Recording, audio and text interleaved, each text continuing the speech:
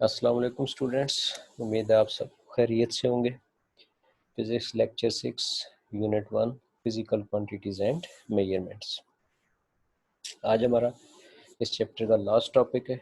इससे पहले हमने जो है वो डिफरेंट फिजिकल क्वांटिटीज़ को मेजर करने के लिए हमने इंस्ट्रूमेंट को देखा, स्टडी किया, जिसमें हमने मास मेजरिंग इंस्ट्रूमेंट को स्टडी किया, लेंथ मेजरिंग इंस्ट्रूमेंट को स्टडी किया, टाइम मेजरिंग इंस्ट्रूमेंट को स्टडी किया एंड वॉल्यूम मेजरिंग इंस्ट्रूमेंट को स्टडी किया। अब हमारा इस चैप्टर का सबसे लास्ट टॉपिक है सिग्निफिकेंट फिगर। सिग्निफिकेंट फिगर की definition: all accurately known digit and first doubtful digit in an expression are called significant figure। किसी भी नंबर को लिखते हुए या किसी भी मेजरमेंट जब हम करते हैं तो उसमें हमारे पास accurately known digit and first doubtful digit, वो डिजिट्स जो एक्यूरेटली नोन है, हमें एग्जैक्ट मालूम है कि ये डिजिट जो है वो ये वाले हैं, और ऐसे फर्स्ट वो डिजिट जिसमें हम डाउटफुल हो जाते हैं, जिसमें हमें ये शक हो जाता है कि या हमें ये डाउट हो जाता है कि ये डिजिट ये हो सकता है या इसमें कहीं पे अनसर्टेनिटी आ जाती है, तो उस डिजिट को accurately known digit and first doubtful digit is called significant figure. अब इसकी एक्सप्लेनेशन को थोड़ा सा देखते हैं। बाय डेफिनेशन भी इसको देखेंगे और फिर सिग्निफिकेंट फिगर कितने किसी डिजिट किसी क्वांटिटी में या कहीं पे लिखे हुए हैं, तो वो उनको कैसे हम जो है फाइंड सकते हैं कि कितने सिग्निफिकेंट फिगर इसमें मौजूद है, उसके रूल्स को भी हम स्टडी करेंगे। सबसे पहले, the value of physical quantity is expressed by a number. किसी भी फिजिकल क्वांटिटी की वैल्यू को एक्सप्रेस किया जाता है किस में? नंबर्स में। किसके साथ? यूनिट के साथ। इसको हम पहले स्टडी कर चुके हैं कि फिजिकल क्वांटिटीज में दो चीज़ें होती हैं, दो करेक्टरिस्टिक्स कॉमन है। कौन कौन सी? एक न्यूमेरिकल मैग्नीट्यूड और दूसरा उसका यूनिट। न्यूमेरिकल मैग्नीट्यूड क्या हमें बताता है? न्यूमेरिकल मैग्नीट्यूड हमें बताता है कि न, उसका साइज क्या है, और उसका यूनिट हमें बताता है कि कौन सी क्वांटिटी के बारे में जो है वो बात हो रही है, उसके बारे में, उस क्वांटिटी के बारे में इंफॉर्मेशन हमें मिलती है किससे? यूनिट से। तो फिजिकल क्वांटिटी को जब एक्सप्रेस किया जाता है तो उसको एक्सप्रेस किया जाता है किसके साथ? नंबर्स के साथ, विद यूनिट। अब जब कहीं पे भी फिजिकल क्वांटिटीज लिखी जाती हैं या मेजरमेंट की जाती है, तो उसकी एक्यूरेसी जो है वो डिपेंड करती है कि कितना वो एक्यूरेट है, तीन फैक्टर के ऊपर या डिफरेंट फैक्टर्स के ऊपर डिपेंड करती है। ये शॉर्ट क्वेश्चन भी आपसे पूछा जा सकता है बोर्ड में। इस तरह के क्वेश्चन जो है वो पूछे जाते हैं, कंसेप्चुअल क्वेश्चन। इसमें से आपसे जो है वो एमसीक्यूज में पूछा जा सकता है कि कौन कौन से फैक्टर्स हैं जिनके ऊपर जो है वो एक्यूरेसी डिपेंड करती है। तो एक्यूरेसी तीन फैक्टर्स के ऊपर डिपेंड करती है। The quality of measuring instrument. First factor कौन सा है? कि जो इंस्ट्रूमेंट आप यूज कर रहे हो उसकी क्वालिटी क्या है, वो किस किस्म का इंस्ट्रूमेंट है, वो अच्छी क्वालिटी का है, वो पुअर क्वालिटी का है, वो नॉर्मल क्वालिटी का है, उसकी क्वालिटी क्या है, वो उसको यूज करते हुए आपको किस तरह की प्रॉब्लम्स फेस कर रहे हो। दूसरा, स्किल ऑफ ऑब्जर्वर। वो आदमी, वो इंसान जो मेजरमेंट कर रहा है या वो मेजरमेंट ले रहा है, फिजिकल क्वांटिटीज को मेजर कर रहा है, उसके स्किल्स क्या है। आया कि वो फुली स्किल्ड है, आया कि उसे इंफॉर्मेशन उस चीज़ के बारे में नहीं है, उसकी इंफॉर्मेशन लिमिटेड है, वो कितना उस चीज़ को प्रिसाइजली, कितना एक्यूरेटली उन चीज़ों को मेजर कर सकता है, उसके स्किल्स क्या हैं। अगर वो वेल स्किल्ड होगा तो वो अच्छी तरह चीज़ों को मैनेज करेगा, अच्छी तरह मेजरमेंट करेगा। अगर वो वेल स्किल्ड नहीं है तो वो उसमें कोई ना कोई ऐसी गलती कर देगा कि मेजरमेंट उसके पास ठीक नहीं आएंगी। और तीसरा, नंबर ऑफ ऑब्जर्वेशंस मेड, कि कितनी ऑब्जर्वेशन आपने की है। आया कि आपने सिर्फ एक ऑब्जर्वेशन की और एक मेजरमेंट ली, और एक मेजरमेंट लेने के बाद आपने उसको छोड़ दिया कि ये मेजरमेंट इतनी आ गई, उसमें मजीद आपने एक्यूरेसी फाइंड नहीं की। या आपने एक से ज़्यादा दो दफ़ा उसी एक ही एक्सपेरिमेंट को, एक ही मेजरमेंट को जो है वो फाइंड किया, दो दफ़ा किया, तीन दफ़ा किया, चार दफ़ा किया, तो उसमें आपने क्या किया, अपनी एरर को कम करने के लिए, एक्यूरेसी मज़ीद बेहतर करने के लिए आपने कितनी दफ़ा ऑब्जर्वेशन को लिया। तो 3 फैक्टर कौन-कौन से थे? सबसे पहले जो इंस्ट्रूमेंट आप यूज़ कर रहे हो उसकी क्वालिटी क्या है? वो किस क्वालिटी का इंस्ट्रूमेंट है? वो अच्छी क्वालिटी का है, पुअर क्वालिटी का है, नॉर्मल क्वालिटी का है? उसकी क्वालिटी के ऊपर बहुत ज़्यादा डिपेंड करती है किसी भी चीज़ की एक्यूरेसी, किसी भी मेजरमेंट की एक्यूरेसी। अगर वो अच्छी क्वालिटी का इंस्ट्रूमेंट आप यूज़ कर रहे हो तो उसकी एक्यूरेसी बहुत अच्छी होगी। अगर आप पुअर क्वालिटी का यूज़ कर रहे हो, तो उसकी क्वालिटी अच्छी नहीं है, तो आपके पास मेजरमेंट अच्छे तरीके से मेजर्ड नहीं होंगी। दूसरा, स्किल ऑफ ऑब्जर्वर। अगर ऑब्जर्वर वेल स्किल्ड है तो आपके मेजरमेंट लेते हुए जो आपके पास मेजरमेंट्स आएंगी, जो वैल्यूज़ आएंगी, वो क्या आएंगी, वो अच्छी तरीके से एक्यूरेट, मोर प्रिसाइज आएंगी। लेकिन अगर कोई वेल स्किल्ड नहीं है, ऑब्जर्वेशन लेने वाला या मेजरमेंट करने वाला इंसान वेल स्किल्ड नहीं है, वो जस्ट फॉर्मेलिटी के लिए कर रहा है, उसने अपने स्किल्स को जो है वो एनहांस नहीं किया, उसने अपने स्किल्स को बेहतर नहीं किया और वो ऑब्जर्वेशन ले रहा है, तो वो बहुत सारी ऐसी गलतियां करेगा जिसकी मदद से, जिसकी वजह से उस मेजरमेंट में जो है वो कोई ना कोई ऐसी कमी रह जाएगी कि मेजरमेंट हमारे पास एग्जैक्ट वो नहीं मिलेंगी जो हमें मिलनी चाहिए। और तीसरा, नंबर ऑफ ऑब्जर्वेशन कितनी फाइंड की जा रही हैं, ये कितनी ऑब्जर्वेशंस ली जा रही हैं, कितनी दफ़ा एक ही एक्सपेरिमेंट को रिपीट किया जा रहा है, ये भी डिपेंड करता है कि बाज़ औक़ात आप कोई एक काम कर रहे हो तो उसमें कोई चीज़ आपने मिस कर दी है या किसी वजह से उसमें फॉल्ट रह गया, तो अगेन जब आप उन फैक्टर्स को पूरा करते हो, जो फैक्टर्स उस एक्सपेरिमेंट के या उस मेजरमेंट को करते हुए होने चाहिए थे, तो आपका आंसर हो सकता है नेक्स्ट टाइम डिफरेंट आए। थर्ड टाइम करो तो हो सकता है आपका एक्सपेरिमेंट, तो आपको मज़ीद बेहतरी के लिए एक से ज़्यादा बार उस एक्सपेरिमेंट को क्या करना होता है, रिपीट करना होता है। तो ये 3 फैक्टर हैं जिनके ऊपर किसी भी मेजरमेंट की एक्यूरेसी डिपेंड करती है। इसके बाद है, हम एग्जांपल देख लेते हैं कि जो हम सिग्निफिकेंट फिगर पढ़ रहे हैं या हम इसको स्टडी कर रहे हैं, तो उसकी एग्जांपल किस तरह, उस बाय डेफिनेशन उसको जो है वो नंबर हम लेंगे कि एक्यूरेटली नोन डिजिट कौन सा है और फर्स्ट डाउटफुल डिजिट कौन सा है। इसकी फर्स्ट एग्जांपल है, a student measure the length of a book as 18 centimetre. एक बुक उसने, स्टूडेंट ने ली और उसकी मेजरमेंट ली, वो मेजरमेंट फाइंड करता है कितनी, 18 centimetre. By using measuring tape, the numbers of significant figure in his or her measured value are 2. कितने significant figure हैं? 2, 18, 1 and 8. एक 1 and 8 टू सिग्निफिकेंट फिगर है। अब क्योंकि दो ही नंबर इसमें आ रहे हैं 1 एंड 8, तो फर्स्ट वाला नंबर कौन सा होगा, एक्यूरेटली जो 10 वाली लाइन में आ रहा है, वो नंबर कौन सा होगा, एग्जैक्टली नोन डिजिट होगा। मींस उसने जो मेजरमेंट ली वो कहाँ से कहाँ तक आ रही हैं, वो 10 से ऊपर वाली वैल्यू आ रही है, 20 से ऊपर नहीं है बल्कि 20 से लेस है। और दूसरा नंबर कौन सा आ रहा है, 8 आ रहा है। तो 8 क्या होगा, फर्स्ट डाउटफुल डिजिट होगा। मींस उसकी वैल्यूज अगर उसने कहीं पे जो है वो गलती कर दी है या उसने एक्यूरेटली उसको फाइंड नहीं किया, तो 8 हो सकता है उसकी वैल्यू 7.9 हो सकता है उसकी वैल्यू 18.2 हो सकता है उसकी वैल्यू 18.1 हो। मींस उसने क्या किया, उस नंबर को, जो नंबर उसने फाइंड किया या वो वैल्यूज जो उसने ली, वो 7.9 भी आ सकती है, 7.8 भी आ सकती है। तो फर्स्ट नंबर 10 वाली जो लाइन है वो क्या है, एग्जैक्टली नोन है। 8 वाला नंबर क्या है, डाउटफुल है। इसके बाद सेकंड है, another student measure the same book. उसी बुक के ऊपर एक और स्टूडेंट ने मेजरमेंट की रूलर की मदद से, और वो क्लेम करता है, वो ये कहता है कि ये जो बुक है इसकी लेंथ 18.4 सेंटीमीटर है। मींस फर्स्ट स्टूडेंट ने क्या कहा कि उसकी लेंथ कितनी है, 18 सेंटीमीटर। सेकंड स्टूडेंट ने सेम एग्जैक्ट जो है वो उसी बुक के ऊपर मेजरमेंट उसकी ली लेंथ की, तो उसके पास जो लेंथ आ रही है वो कितनी आ रही है, 18.4 सेंटीमीटर। अब उसकी मेजरमेंट फर्स्ट वाले स्टूडेंट से डिफरेंट आ रहे हैं। तो इसमें सिग्निफिकेंट फिगर कौन कौन से होंगे, बाय डेफिनेशन क्या है, accurately known digit and first doubtful digit. तो अब एक्यूरेटली डिजिट कौन से होंगे, 18, 1। अब 3 डिजिट्स हैं इसमें, 1, 8 एंड 4। 1, 8 एंड 4।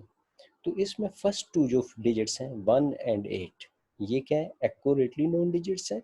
और डेसिमल पॉइंट के बाद एक ही नंबर आ रहा है 4, उसके ऊपर क्या है, डाउट है, वो नंबर डाउटफुल है। हो सकता है कि ये जो है वैल्यू 18.4 एग्जैक्ट ना हो, 18 एग्जैक्ट है लेकिन 0.4 में हमें डाउट है कि हो सकता है ये वैल्यू 0.39 हो सकता है ये वैल्यू 0.41 हो, मीन्स 4 से ज़्यादा भी हो सकती है, 4 से कम भी हो सकती है। तो इसमें जो सिग्निफिकेंट नंबर फिगर्स हैं वो कौन कौन से हैं, 1, 8 एक्यूरेटली नोन है, और पॉइंट के बाद डेसिमल पॉइंट के बाद जो फर्स्ट नंबर है वो कौन सा है, 4, ये क्या है, फर्स्ट डाउटफुल डिजिट है। अब एक और थर्ड स्टूडेंट है, उसने सेम बुक के ऊपर मेजरमेंट्स ली और वो क्लेम करता है कि इस बुक की लेंथ है 18.425, मीन्स 3 स्टूडेंट ने एक ही बुक के ऊपर एक्सपेरिमेंट किया, उसकी लेंथ मेजर की। एक स्टूडेंट कहता है कि इस बुक की जो लेंथ है वो कितनी है, 18 सेंटीमीटर है। दूसरे स्टूडेंट ने मज़ीद उसको जो है वो प्रिसाइजली मेजर किया और उसने कहा कि इस बुक की लेंथ 18 सेंटीमीटर नहीं है बल्कि 18.4 सेंटीमीटर है।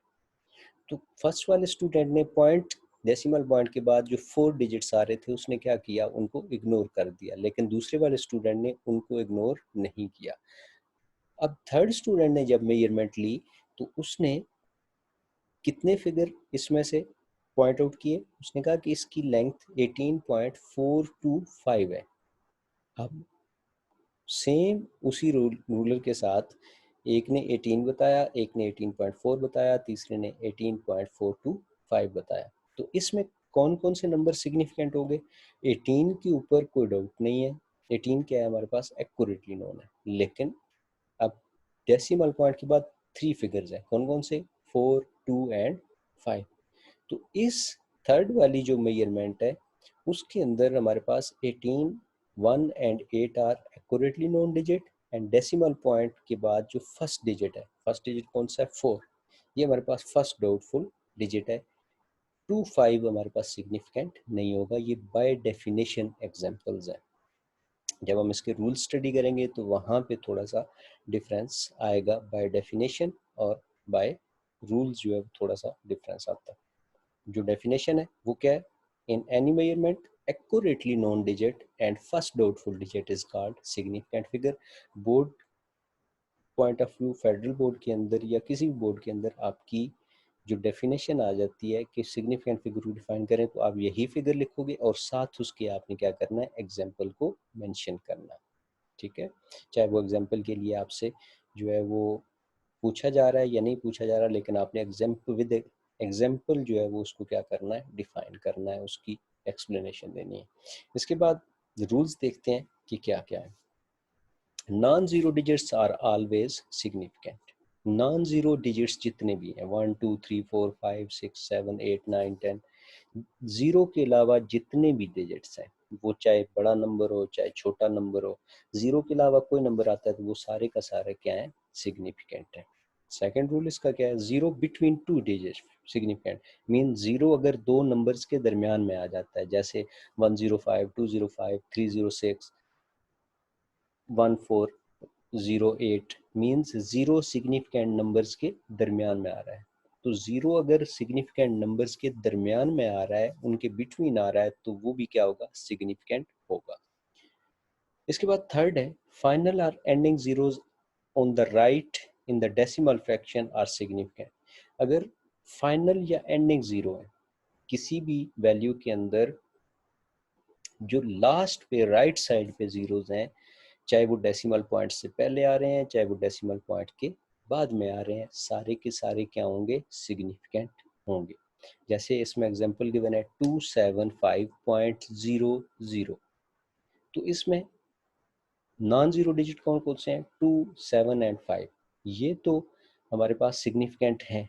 अब डेसिमल पॉइंट है 275 पॉइंट, पॉइंट के बाद कितने जीरोज हैं, 2 जीरोज हैं।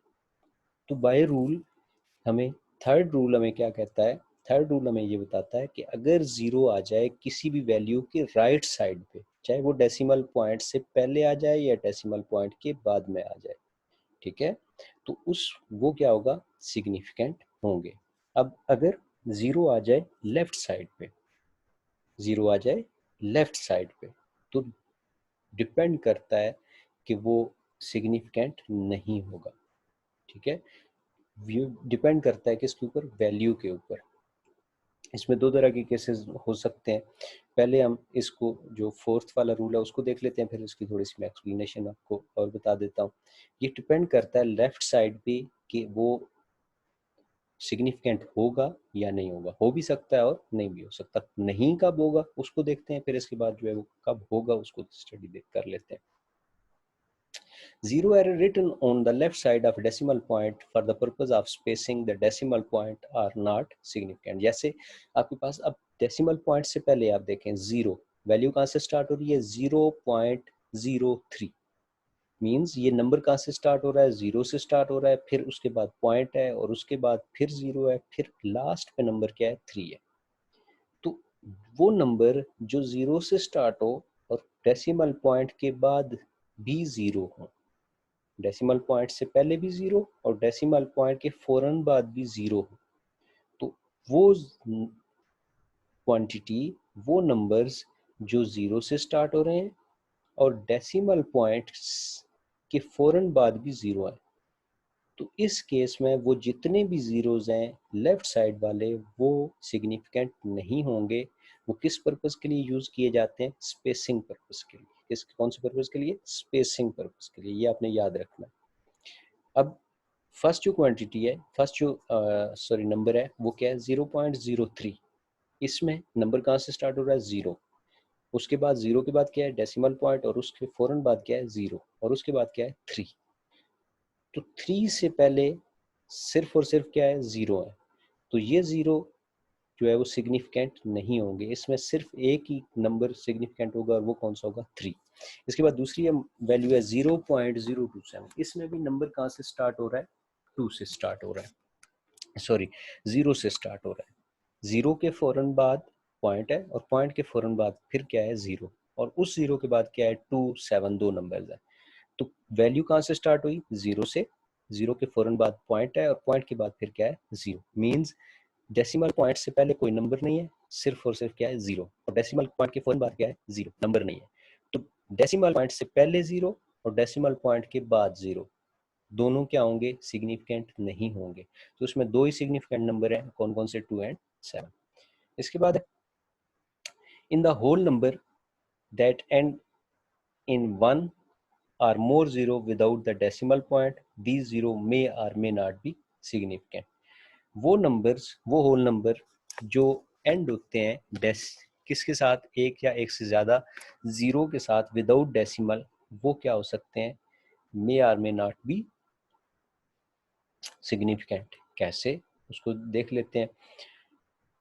जैसे आपके पास नंबर है 1230000, आपके पास एक वैल्यू है 1,23,000। इसको आपने क्या किया, साइंटिफिक नोटेशन में कन्वर्ट किया। इस नंबर को आपने क्या किया, बड़ा नंबर था, आपने साइंटिफिक नोटेशन में लिखा। पॉइंट आपके पास जीरो के बाद में था, इसको स्टेप मूव किया, कितने स्टेप मूव किया, 5 स्टेप मूव किया। तो आपके पास वैल्यू बन गई 1.23 इंटू 10⁻⁵। अब डेसिमल पॉइंट मूव हो रहा था राइट से लेफ्ट की तरफ, तो 10 की पावर क्या होगी, +5। अब क्या आ रहा है, नंबर साइंटिफिक नोटेशन में लिखा जा रहा है। तो साइंटिफिक नोटेशन में जो भी नंबर लिखा हुआ होगा उसमें वो नंबर जो डेसिमल पॉइंट के साथ लिखा हुआ है वो सिग्निफिकेंट होंगे, और 10 की पावर जो आ रही है वो सिग्निफिकेंट में नहीं काउंट की जाएगी। 10 की पावर में चाहे 5 लिखा है, चाहे 10 लिखा है, चाहे कोई भी नंबर लिखा है, तो वो सिग्निफिकेंट में काउंट नहीं होगी। ये बात आपने ध्यान में रखनी है कि साइंटिफिक नोटेशन के अंदर सिर्फ और सिर्फ वही नंबर लिखे जाएंगे, सिग्निफिकेंट कंसिडर होंगे, जो कि सिर्फ और सिर्फ किस में, डेसिमल में लिखे हुए हैं या वो होल में लिखे हुए हैं। 10 की पावर में जो भी वैल्यू है वो जो है वो सिग्निफिकेंट फिगर डिजिट्स में काउंट नहीं होगी। इसके बाद लास्ट ये साइड नोट्स में आपका राउंड राउंडिंग द नंबर्स। ये नंबर्स को राउंड कैसे करते हैं, ये आपको कुछ रूल्स इसके मालूम है, लेकिन हम इसको मजीद जो है वो 3 रूल्स हैं उसको देख लेते हैं। If the last digit is less than 5 then simply drop. अगर डेसिमल पॉइंट के बाद लास्ट नंबर लेस देन 5 है तो आप सिंपली उसको क्या कर देते हो, ड्रॉप कर देते हो। ड्रॉप का मतलब है कि आप उसको नहीं लिखोगे। They this decrease the number of significant digit in the figure. जैसे आपके पास एग्जाम्पल है 1.943। अब सबसे लास्ट डिजिट आप देखो तो क्या है, 3। 3 5 से क्या है, स्मॉलर है। अगर नंबर 5 से स्मॉलर हो जाए डेसिमल पॉइंट के बाद जितनी वैल्यू आ रही है, सबसे लास्ट वाला नंबर आप देखोगे वो अगर 5 से स्मॉलर आ रहा है तो आप क्या करोगे, उसको सिंपली ड्रॉप कर दोगे। ड्रॉप का मतलब है कि आप उसको नहीं लिखोगे। तो आपके पास वैल्यू जो लिखी जाएगी वो क्या होगी, 1.94। 3 आपने क्या कर दिया, ड्रॉप कर दिया। लेकिन 3 क्या है, इसमें सिग्निफिकेंट फिगर कितने होंगे, 3 रह जाएंगे। राउंड राउंडिंग करना है नंबर को, लेकिन आपने क्या करना है, राउंड करने के लिए सिग्निफिकेंट फिगर राउंड करने के बाद। ठीक है। सेकंड आप देखो इसका rule, if the last digit is greater than 5। अगर सबसे आखिर वाला नंबर 5 से ग्रेटर है तो उस लास्ट वाले नंबर से पहले वाला जो नंबर है उसमें एक ऐड कर देते हैं, उसमें 1 क्या कर देते हैं, ऐड कर देते हैं। जैसे एग्जांपल है 1.47। 1.47। अब क्या है, सबसे लास्ट पे डिजिट देखें 7। 7 5 से ग्रेटर है तो 7 से पहले क्या आ रहा है, 4। ठीक है, लास्ट नंबर 7 है, वो 5 से ग्रेटर है और उससे पहले क्या आ रहा है, 4। तो हम क्या करेंगे, 7 जब ख़त्म करेंगे, क्योंकि ये 5 से बड़ा है, तो सिंपली क्या करेंगे, जो उससे पहले वाला नंबर है उसमें 1 ऐड करके 7 को ख़त्म कर देंगे। तो नंबर क्या बन जाएगा, 1.5। क्या बन जाएगा, 1.5। और लास्ट है, if the last digit is 5। अगर 5 से स्मॉलर होगा तो ड्रॉप करेंगे, अगर 5 से ग्रेटर होगा तो 1 ऐड करेंगे, और अगर आ गया 5 तो फिर क्या करेंगे। इसमें इसके दो केसेस हैं। If the last digit is 5 then it is rounded to get nearest even number। अगर आपके पास वैल्यू है, जैसे इसमें एक एग्जांपल है उसको देख ले, 1.35। 1.35। अब लास्ट वाला नंबर क्या है आपके पास, 5 है, और उससे पहले आपके पास ऑड नंबर है। इस बात को आपने ध्यान में रखना है कि अगर आपके पास लास्ट डिजिट 5 है और उससे पहले वाला नंबर आपके पास क्या है, ऑड नंबर है, तो आपने क्या करना है, 5 को ख़त्म करना है और ऑड वाले नंबर में 1 ऐड कर देना है, उसको इवन नंबर बना देना है। और अगर आपके पास लास्ट वाला डिजिट 5 है और उससे पहले इवन नंबर है, जैसे नीचे एग्जांपल में गिवन है 1.45। 4 इवन नंबर है और 5 जो है वो एग्जैक्ट 5 आ रहा है, तो 5 क्या करेंगे, हम ड्रॉप करेंगे, क्योंकि पहले ही ये 4 इवन नंबर है तो इसमें मज़ीद हम ऐड नहीं करेंगे। अगर ऑड नंबर होगा तो उसको इवन बना देंगे, 5 ड्रॉप कर देंगे। ठीक है, नियरेस्ट अगर 3 है तो 4 बना देंगे, 5 है तो 6 बना देंगे, 7 है तो 8 बना देंगे, ठीक है, 1 है तो 2 बना देंगे। लेकिन अगर आपके पास लास्ट नंबर 5 है और उससे पहले वाला नंबर आपके पास इवन नंबर है तो आप सिंपली 5 को क्या करोगे, ड्रॉप कर दोगे। ये हमारा लास्ट जो है वो टॉपिक था। इंशाल्लाह जो है वो एक रिव्यू लेक्चर बनाएंगे, उसमें मैं आपको पूरे चैप्टर का ओवरव्यू देकर उसमें मज़ीद जो है वो चीज़ों को क्लियर कर दूंगा।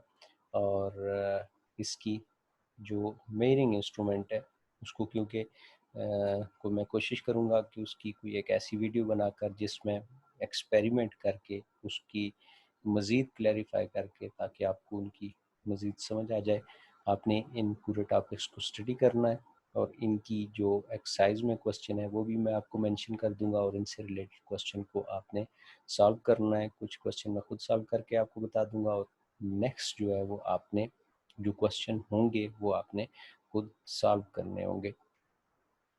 ओवरव्यू में मैं आपको पूरे चैप्टर का जो है वो एक ओवरव्यू थोड़ा थोड़ा सा डिफाइन कर दूंगा।